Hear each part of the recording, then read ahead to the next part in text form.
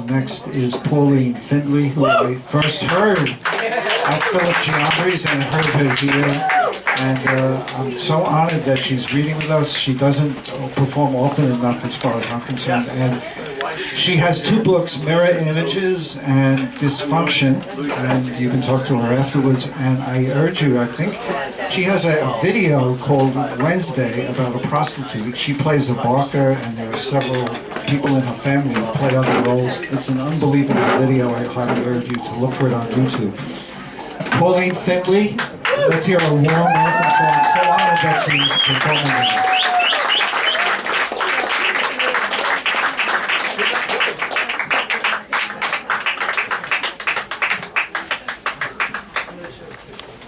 Thank you. Thanks, Bernard, for having me. I appreciate it. A little bit higher. Stay close to the microphone. Okay.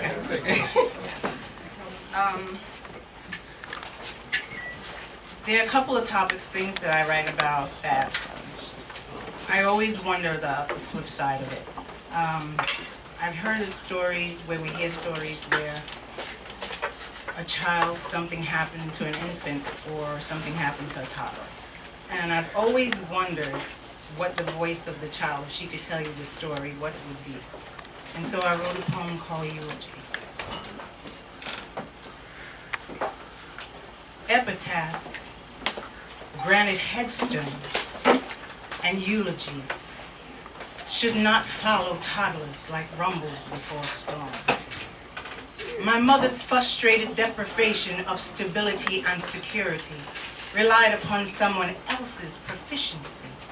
She was my luminary and I her incumbents. Airtight laminations asphyxiated her humor. Acrimony enveloped her beauty. Selfishness besieged her common sense, and calluses encapsulated her heart.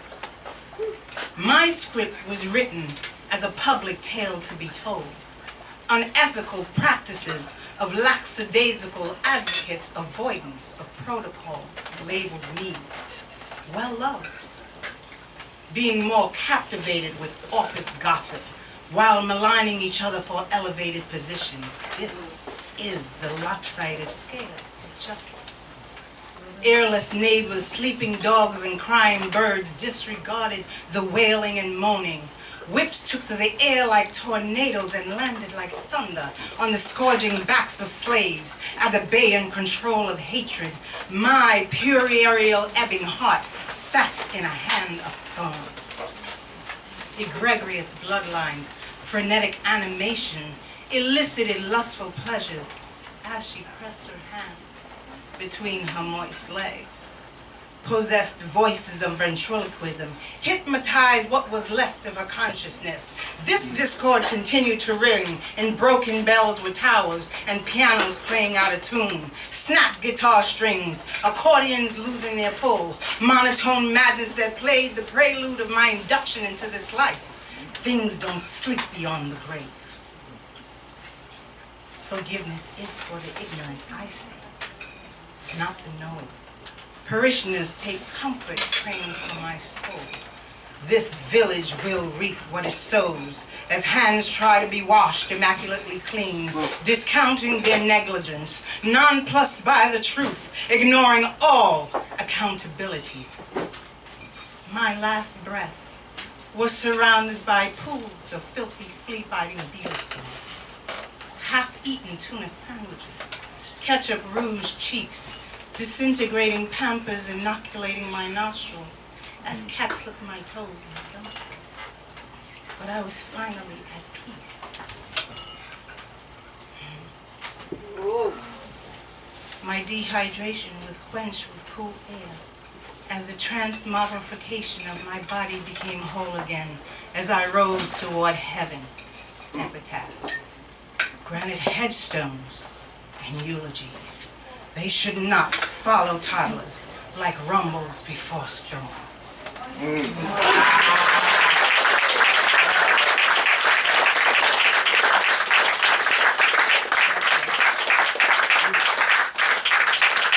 My next poem is called Wednesday. Wednesday is, let me explain explain Wednesday. It's a dual play on words. Wednesday is her name, but she's also a prostitute who's also a puppet for men. Wednesday, her goal is really to look for love, but she seems to always end up in these predicaments where she just ends up being a fool.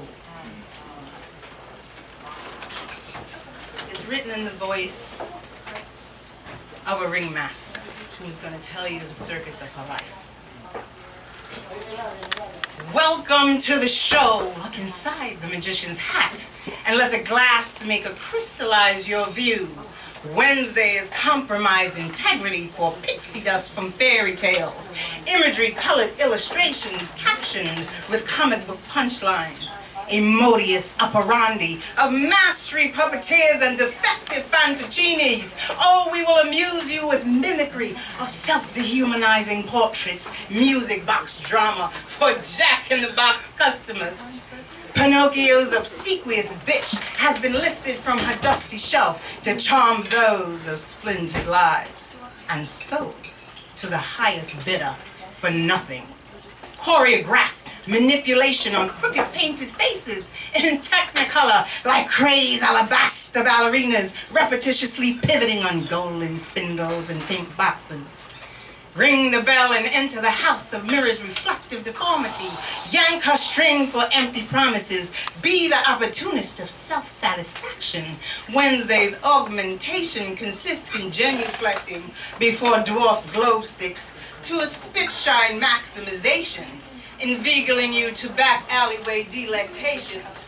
Snap the whip and hear the lion's roar, dominatrix theatrics that pleases her like a jester's buffoonery spinning wheel. Where will Wednesday go? What will Wednesday do? This pyramid of talent that weeps on dampened fire escapes. I will tell you what will happen. She will stumble into taverns where warm beers serve for bitter tongues. The lights will dim after her ride on molten charging horses as the carousel slows down. Bold fingers that try to revive the animousness within will find their rightful places, and the carnival will come to a halt. Wednesday will then step back behind the satin curtain where the magician will magically make her disappear until the following Wednesday. The meridian of thought will beat on her like jackhammers to concrete. She is the puppet to puppeteers. Blades cut to the contours of her body, leading suckling gnomes to sawdust drunkenness. Bitch has been carved at the bottom of her feet, where she will then reside back on her dusty shelf, oh, until the music starts again. This is a grandiose appeal of carnival madness and ludicrous attraction. Oh, but the show must go on.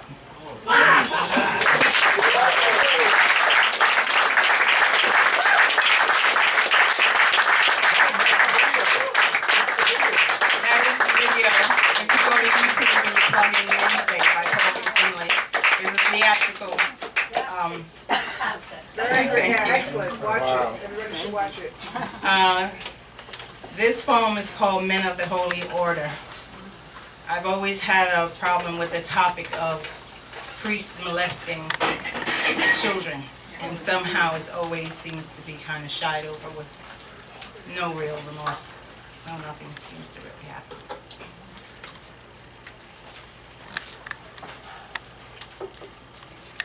I am a parable. I've kissed the serpents. Forgive me, Father, for I have sinned. They sit in righteous indignation, a paradox soaked in iniquity, the gross injustice to your name. We walk in as lambs to the slaughter, awaiting the endowment of biblical doctrine, uplifting hymns and praise dances. We believe in safe havens, hoping to be escorted into nirvana by the shepherds to the flock. But the wolf charades around in a red cape. The ritual ingeminated says, break bread and eat. This is my body. Drink of this wine. This is my blood. All propaganda to the Holy Communion. lacking verisimilitude. Flames dance on candle wicks as my name became defined by ambiguity. My back stiffened and was savagely rode like golden unicorns taking flight to blue skies, turning me into a telltale story, wishing myself an urban legend thrown into obscurity. An innocent girl in vestibules. Forgive me, Father, for I have sinned. Beyond the sweet aromatic of incense and silent picture shows, I knelt before a self-prophesized version of your representative. Eliciting mediocre talents, I ascertain in fulfilling gratifications behind the rarities. He was the incubus of my nightly dreams. Oh, let the atrophy of my body sit upon their tongues, because I am a dead man walking. Impurities seep through my pores. Sacrilegious practices turn confessional booths into brothels. Oh, they hid their clerical collars beneath varnished pews. Men of the holy order, we were maniacal. Forgive me, Father, for I have sinned.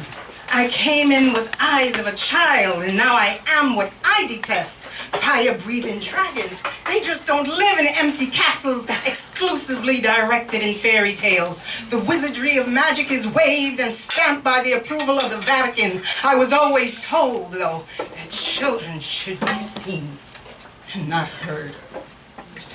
Oh, forgive me, Father, for I have sinned. Oh, let the onslaught of stones be cast down. Don't you save me. I am an extraterrestrial version of myself, the cyborg of humans, the infamy and loud noises in a busy city that no one can hear. I'm not even a headline, just a speck of a dust molecule. No one can see me, but I exist. Oh, I have my own crown of thorns piercing into my temples. Oh, please, let me go back.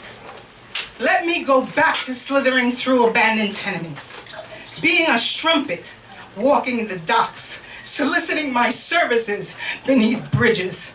But Jesus, oh, he touched the water, and the ripples produced the reflection of truth. Oh, I clapped my hands with morning glory. He heard my cry, and a paragon of angels, they surrounded me, telling me the secret of salvation. Oh, they changed my name, and when mortality ends, oh, I'll be covered in white light as my garment, released from my own servitude and cut from my crucifix. Oh, I'll have come through the valley to walk on mountaintops with lilies at my feet. Diluted pupils will have new sight, brows unfurled, covered in the blood of lambs. I, Pauline Findlay, will be covered in the blood of lambs, and I will fear no evil. Oh, forgive them, Father. Oh, forgive them, for they have sinned.